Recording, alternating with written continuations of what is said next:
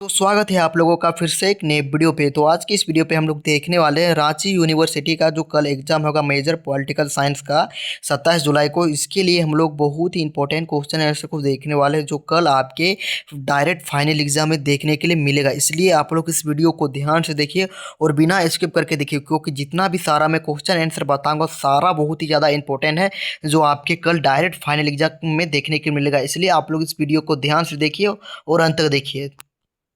दोस्तों, आप लोगों का फर्स्ट क्वेश्चन में दिया गया है कि राजनीति का अर्थ प्रकृति तथा महत्व की विवेचना कीजिए। तो आप लोग इसका उत्तर को कैसे लिखेंगे मेरे प्यार दोस्तों? तो आप लोग इसका उत्तर को लिखेंगे कि राजनीतिक विज्ञान वह विषय है जिसमें राज, सरकार, शासन, सत्ता तथा नागरिकों के अधिकार और कर्तव्यों का अध्ययन किया जाता है। इसका मुख्य उद्देश्य समाज में शांति, न्याय और क्या करना है तो जन कल्याण स्थापित करना है। अब आगे की ओर बढ़ते हैं। तो इसमें पूछा गया है कि राजनीति का अर्थ मतलब राजनीति का अर्थ क्या होता है, मतलब इसका मतलब तो राज को चलाने की कला एवं विज्ञान को राजनीति कहते हैं। ठीक है, मतलब राज को चलाने की कला एवं विज्ञान को राजनीति कहते हैं। इसके अंतर्गत क्या आता है तो आप लोगों का शासन आता है, कानून आता है, संविधान आता है तथा प्रशासन का अध्ययन किया जाता है। ठीक है, इसी को हम लोग कहते हैं राजनीति का अर्थ। अब आप लोगों का राजनीति का प्रकृति, तो राजनीति का प्रकृति क्या होता है कि राजनीति एक सामाजिक विज्ञान है। जो राजनीति है वह एक क्या है तो एक सामाजिक विज्ञान है। इसका संबंध राज और सरकार से, इसका किससे संबंध है राजनीति का तो वो राज्य से है और सरकार से। यह जन कल्याण पर आधारित है और यह किसके लिए बनाया गया है तो जन कल्याण के आधारित है, जन कल्याण पर आधारित है। जन कल्याण यानी कि जन के लिए बनाया गया है। राजनीति परिवर्तनशील होती है तथा समय के अनुसार बदलती रहती है। जो राजनीति होती है ना यह बदलता रहता है। ठीक है, यानी कि परिवर्तनशील है। ठीक है, अब राजनीति का महत्व, तो राजनीति का महत्व में आप लोगों को लिखना होगा कि राजनीति का महत्व तो राजनीति शांति एवं कानून व्यवस्था बनाए रखती है। जो राजनीति का जो महत्व है वो कानून व्यवस्था को बनाए रखती है। राजनीतिक शांति एवं कानून व्यवस्था को बनाए रखती है।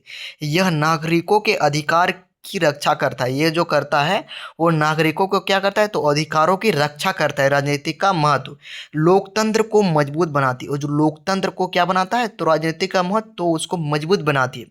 देश के सामाजिक, आर्थिक और राजनीतिक विकास में सहायक करते। देश का जो सामाजिक कैसा है, आर्थिक क्या है और राजनीतिक विकास कैसे हो रहा है, इसमें ये सहायक करती है राजनीतिक का महत्व।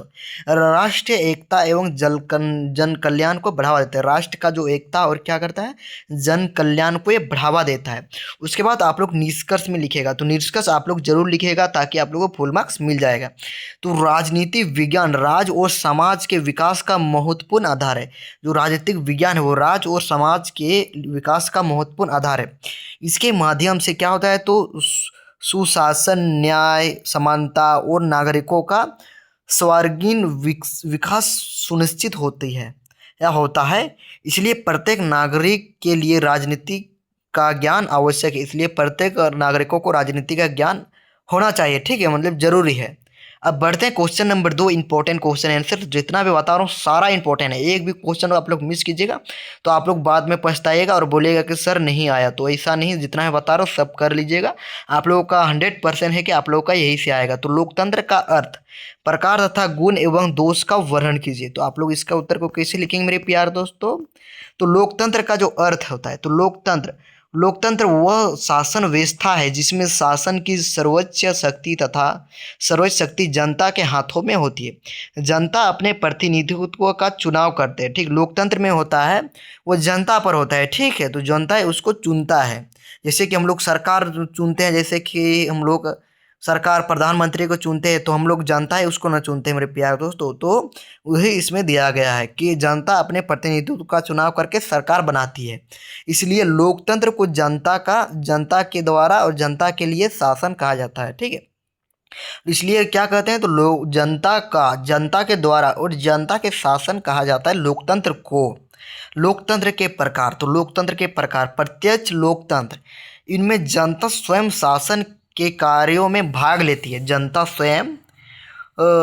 जनता क्या करती है तो स्वयं शासन के कार्यों में भाग लेती है। अप्रत्यक्ष में, तो प्रतिनिधिक लोकतंत्र, इसमें जनता और प्रतिनिधियों का चुनाव करती है और वे शासन चलाते हैं। भारत में यही व्यवस्था है। अब लोकतंत्र के गुण, तो लोकतंत्र का क्या क्या गुण है, तो आप लोग गुण को भी देख लीजिए ध्यान से। तो लोकतंत्र के गुण में हो गया, जनता को मतदान का अधिकार मिलता है। ठीक है, जनता है तो उसको मतदान यानी कि वोट देने का अधिकार मिलता है। नागरिकों को समानता और स्वतंत्रता प्राप्त होती है और सरकार जनता के प्रति उत्तरदायी होती है। और पॉइंट नंबर आप लोग 4 में लिखे कि नागरिकों के अधिकारों की रक्षा होती है और देश में शांति, विकास और जन कल्याण को बढ़ावा मिलती है। यही होता है लोकतंत्र के गुण। अब लोकतंत्र का दोष क्या है? अब लोकतंत्र का दोष कि निर्णय लेने में अधिक समय लगता है। लोकतंत्र में कोई यदि बहुत समय लगाएगा निर्णय लेने में तो वो दोष होता है। ठीक है, अशिक्षित मतदाता गलत प्रतिनिधित्व को चुन सकते हैं। जो शिक्षित नहीं, जो शिक्षित है वो तो सही प्रतिनिधित्व को चुनेंगे। ठीक है, जो अशिक्षित होते हैं वो उस गलत को ही चुनेंगे। आप लोग बताइएगा, चुनाव में धनबल और बाहुबल का प्रभाव पड़ा रहता है। ठीक, यानी कि धनबल और बाहुबल। ठीक है, धनबल यानी कि अपना पैसा से कौन चुनाव जीत सकता है। ठीक है, इसको धनबल कहते हैं। बाहुबल का मतलब क्या होता है? तो अपने शक्ति और सही से प्रयोग करके। राजनीतिक दलों में आपसी संघर्ष होता है। राजनीतिक दल जो होता है वो दोनों में आपसी संघर्ष होता है। ठीक है, संघर्ष दलों में आपसी संघर्ष होता है कि मतलब जैसे कि बहुत ज़्यादा पार्टी होता है ना, तो सभी पार्टी में अपना अपना पार्टी में संघर्ष होता है कि हम जीतेंगे। ठीक है, कभी कभी सरकार अस्थिर हो जाती है, कभी कभी सरकार कुछ काम ही नहीं करेगी मेरे प्यार दोस्तों। तो ये क्या हुआ? तो लोकतंत्र का दोष हुआ। अस्थिर मतलब कुछ काम नहीं करेगी। तो अब निष्कर्ष, तो निष्कर्ष में आप लोग लिखिएगा मेरे प्यारे दोस्तों कि लोकतंत्र सबसे लोकप्रिय है और प्रभावी शासन व्यवस्था है।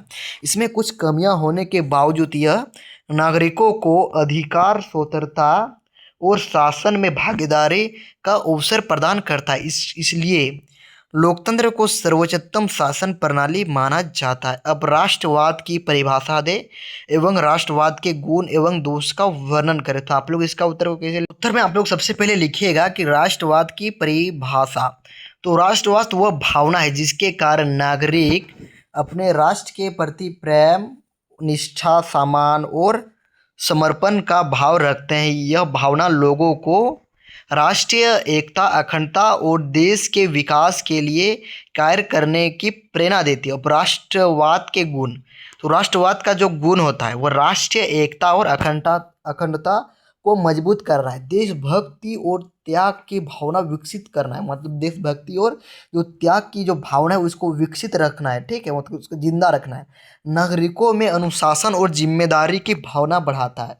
नागरिकों में क्या करता है? तो अनुशासन और क्या करता है? तो जिम्मेदारी की भावना बढ़ाता है। देश के सुरक्षा और विकास में सहयोग करता है। देश का जो सुरक्षा और विकास में क्या करता है? तो मदद करता है और सहयोग करता है। सामाजिक और सांस्कृतिक एकता को बढ़ावा देता है। सामाजिक में क्या हो रहा है? और सांस्कृतिक एकता को क्या करता है? बढ़ावा देता है। अब राष्ट्रवाद का दोष, क्या क्या दोष हो सकता है राष्ट्रवाद में? तो अति राष्ट्रवाद से अन्य देशों के प्रति शत्रुता बढ़ सकती है। ठीक है, मतलब राष्ट्रवाद में दोष होने से क्या होता है? तो अन्य देशों के प्रति शत्रुता बढ़ सकती है अन्य देशों में। ठीक, युद्ध और संघर्ष की संभावना बढ़ जाती है। युद्ध होता है और संघर्ष का जो भावना होता है वो बढ़ जाता है। संकीर्ण सोच और असहिष्णुता को बढ़ावा मिल सकती है और अंतर्राष्ट्रीय सहयोग में बाधा उत्पन्न हो सकता है। और क्या हो सकता है? तो अंतर्राष्ट्रीय सहयोग में क्या हो सकता है? तो बाधा उत्पन्न हो सकता है। कभी कभी अपने राष्ट्र को श्रेष्ठ मानने की गलत भावना विकसित हो जाती है। अब निष्कर्ष कि राष्ट्रीयवाद एक महत्वपूर्ण भावना है जो देश की एकता, सुरक्षा और विकास के लिए आवश्यक है, लेकिन राष्ट्रीयवाद संतुलित होना चाहिए। अति राष्ट्रवाद समाज और विश्व शांति के लिए हानिकारक हो सकता है। इसलिए सच्चा राष्ट्रवाद वही है जो अपने देशों से प्रेम करने के साथ अन्य देशों का भी सम्मान करना सिखाए। ठीक है, मतलब किसी देश के साथ अच्छा बर्ताव करना चाहिए। ठीक है, तो और अच्छा सम्मान करना चाहिए दूसरे देशों का भी। भले भारत में हम लोग हैं तो भारत के अलावा जितना भी देश है तो सभी का सम्मान करना चाहिए। ठीक है दोस्तों, अब देखिए कार्यपालिका विधायिका के अर्थ एवं कार्य को वर्णन करें। तो आप लोग इसका उत्तर को कैसे लिखेंगे कि कार्यपालिका अर्थ होता है? तो कार्यपालिका सरकार का वह अंग है जो देश के कानून को लागू करता है। जो कार्यपालिका जो होता है वो देश का जो कानून है उसको लागू करता है तथा शासन प्रशासन का संचालन करता है। भारत में राष्ट्रपति, प्रधानमंत्री, मंत्रिपरिषद तथा प्रशासनिक अधिकारी कार्यपालिका के प्रमुख अंग है। कौन कौन है मेरे प्यारे दोस्तों? तो राष्ट्रपति, प्रधानमंत्री और मंत्रिपरिषद तथा प्रशासनिक अधिकारी जो कार्यपालिका के प्रमुख अंग है। तो कार्यपालिका का कार्य मतलब कार्यपालिका का क्या काम होता है, ठीक है, यही इसमें दिया गया है। तो कार्यपालिका के कार्य जैसे कि कानून को लागू करना, तो कानून को कौन लागू करता है? तो कार्यपालिका लागू करता है। देश का प्रशासन चलाना, तो देश का कैसे हम लोग प्रशासन अच्छा से चलाए। शांति एवं कानून व्यवस्था बनाए रखना, शांति एवं क्या करना? तो कानून व्यवस्था को बनाए रखना। देश की सुरक्षा एवं विदेश नीति का संचालन करना। ठीक है दोस्तों, अब बढ़ते हैं क्वेश्चन हम आगे की ओर कि जन कल्याणकारी योजनाओं को लागू करना। ठीक है, और विधायिका का अर्थ, तो विधायिका का मतलब क्या होता है? तो विधायिका का मतलब आप लोग ध्यान से देख लीजिए कि विधायिका सरकार का वह अंग है जो कानून को बनाता है, इसमें संशोधन करता है तथा आवश्यक होने पर उन्हें समाप्त भी करता है। तो भारत में संसद, लोकसभा और राज्यसभा केंद्रीय विधायिका है। ठीक है, जो देखो संसद आप लोग का हुआ और लोकसभा और राज्यसभा ये जो है वो केंद्रीय विधायिका है। ठीक है, अब बढ़ते हैं विधायिका का कार्य। तो विधायिका क्या कार्य होता है? तो विधायिका का कार्य होता है नए कानून बनाना, पुराने कानून में संशोधन करना, सरकार के कार्यों पर नियंत्रण रखना और बजट पर चर्चा कर उसे पारित करना और जनता की समस्याओं को सदन में उठाना। ठीक है, मतलब जो सदन होता है उसमें जनता की समस्या को सदन में उठाना, तो यही इसका कार्य होता है, विधायिका का कार्य। ठीक है, अब निष्कर्ष तो आप लोग को जरूर लिखना है ताकि आप लोग को अच्छा मार्क्स मिल सके, और फुल मार्क्स मिलने के लिए आप लोग को निष्कर्ष तो जरूर लिखना है। ठीक है, तो कार्यपालिका और विधायिका लोकतांत्रिक शासन के दो महत्वपूर्ण अंग है। विधायिका कानून बनाती है, जो विधायिका जो होती है ना मेरे प्यारे दोस्त, वो क्या बनाती है? वो कानून बनाती है, जबकि जो कार्यपालिका है वो उन कानूनों को लागू करती है। जो कार्यपालिका क्या करते हैं? तो जितना भी कानून होता है उसको लागू करती है। दोनों के सहयोग से देश में सुशासन, विकास और कानून व्यवस्था बनी रहती है।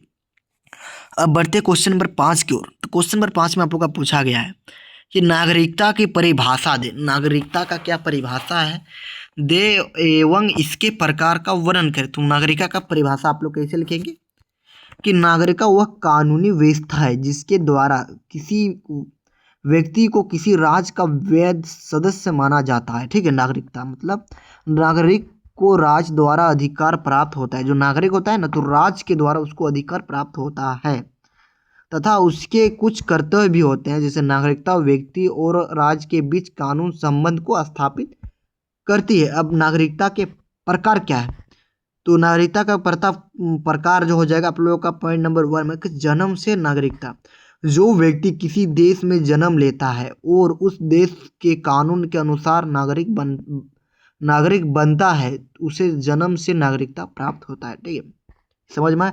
और वंश से नागरिकता, जब किसी व्यक्ति को उसके माता पिता के नागरिकता के आधार पर नागरिकता मिलती है तो उसे वंश से नागरिकता कहते हैं, माता पिता के अनुसार। ठीक है, उसको नागरिकता मिलती है, उसी को हम लोग वंश से नागरिकता कहते हैं। और जन्म से नागरिकता, जो व्यक्ति जिस देश में जन्म ले लेता है और उसी कानून के अनुसार वो चलता है, बनता है, तो उसी को हम लोग जन्म से नागरिकता कहते हैं। पंजीकरण द्वारा नागरिकता मतलब सरकार के समक्ष आवेदन और आवश्यक शर्तें पूरी करने के बाद नागरिकता प्रदान की जाती है।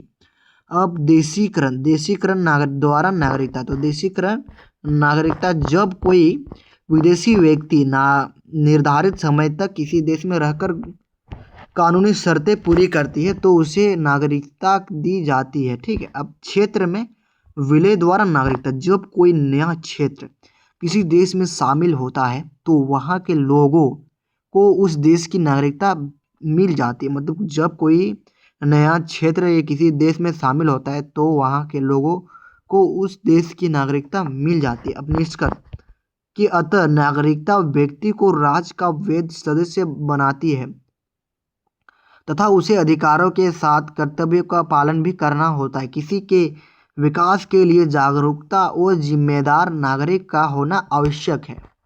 अब भारतीय संघवाद एवं दल प्रणाली की विशेषता, गुण एवं दोष वर्णन कीजिए। तो भारतीय जो संघवाद है का अर्थ जो होता है कि भारतीय संघवाद ऐसी शासन व्यवस्था है जिसमें केंद्र सरकार और राज्य सरकार के बीच संविधान द्वारा शक्तियों का विभाजन किया गया है। भारत को राज्यों का संघ कहा जाता है। अब भारतीय संघवाद की विशेषता, लिखित एवं सर्वोच्च संविधान कि केंद्र और राज्य के बीच शक्तियां का विभाजन, स्वतंत्रता, न्यायपालिका, एकल नागरिकता, संकट के समय केंद्र को अधिक शक्तियां प्राप्त होती है। जो संकट के समय केंद्र को क्या होती है, तो अधिक शक्तियां प्राप्त होती है। अब दल प्रणाली क्या है कि राजनीतिक दलों के माध्यम से चुनाव लड़ने, राजनीतिक दलों के माध्यम से क्या होता है, तो चुनाव लड़ने, सरकार बनाने तथा जनता का प्रतिनिधित्व करने की व्यवस्था को ही दल प्रणाली कहते हैं। दल प्रणाली का गुण कि लोकतंत्र को मजबूत बनाती है, जनता को अपने पसंद की सरकार चुनने का अवसर मिलता है और सरकार जनता के प्रति उत्तरदायी होती है। ठीक है, जो सरकार होता है वो जनता के प्रति उत्तरदायी होता है, तभी तो वो सरकार बनेगा मेरे दोस्तों। अब बढ़ते हैं पॉइंट नंबर 4 की ओर, की विभिन्न विचारों को प्रतिनिधित्व मिलता है। अब दल प्रणाली का दोष, मतलब इसका क्या दोष हो सकता है कि दलों में आपसी संघर्ष और भेदभाव होते हैं। ठीक है, और जातिवाद, क्षेत्रवाद और धनबल का प्रभाव बढ़ सकता है। दल बदल की समस्या उत्पन्न होती है। कई बार राजनीतिक व्यवस्था पैदा हो जाती है। निष्कर्ष अतः कि भारतीय संघवाद केंद्र और राज्यों के बीच संतुलन बनाए रखता है, जबकि दल प्रणाली लोकतंत्र को सफल बनाती है। यद्यपि दोनों में कुछ कमियां हैं, फिर भी देश के लोकतांत्रिक शासन और विकास के लिए इनका अत्यंत महत्वपूर्ण स्थान है। अब 7वां क्वेश्चन कि स्वतंत्रता, समानता, न्याय के अर्थ, परिभाषा और उनके प्रकार का उल्लेखन है। स्वतंत्रता का अर्थ है कि प्रत्येक व्यक्ति को कानून की सीमा के भीतर अपने विचार व्यक्त करने, रहने, शिक्षा प्राप्त करने तथा कार्य करने की आज़ादी प्राप्त है। स्वतंत्रता के प्रकार, प्राकृतिक स्वतंत्रता होता है। ठीक है, क्या क्या होता है, तो प्राकृतिक स्वतंत्रता होता है, नागरिक स्वतंत्रता होता है, राजनीतिक स्वतंत्रता है, आर्थिक स्वतंत्रता होता है, धार्मिक स्वतंत्रता होता है। तो ये सब क्या है, तो ये सब स्वतंत्रता के प्रकार होता है। ठीक है, प्राकृतिक स्वतंत्रता, नागरिक स्वतंत्रता, राजनीतिक स्वतंत्रता, आर्थिक स्वतंत्रता और धार्मिक स्वतंत्रता। अब समानता, ठीक है, समानता में आप लोग का दिया गया। ठीक है, समानता का अर्थ है कि सभी नागरिकों के साथ बिना किसी भेदभाव के समान व्यवहार किया जाए तथा सभी को समान अवसर प्राप्त हो। इसी को हम लोग कहते हैं समानता का अधिकार भी बोल सकते हैं। तो समानता का प्रकार, सामाजिक समानता, ठीक है, राजनीतिक समानता, आर्थिक समानता, कानूनी समानता और अवसर की समानता। अब न्याय, अर्थ परिभाषा कि न्याय का अर्थ है कि प्रत्येक व्यक्ति के साथ निष्पक्ष और उचित व्यवहार करना तथा उसे उसके अधिकार प्रदान करना। जैसे न्याय का प्रकार, सामाजिक न्याय, आर्थिक न्याय, राजनीतिक न्याय और कानूनी न्याय। अब निष्कर्ष कि स्वतंत्रता, समानता और न्याय लोकतंत्र के 3 प्रमुख आधार है। इसके बिना किसी भी लोकतंत्र राज्य की कल्पना नहीं की जा सकती।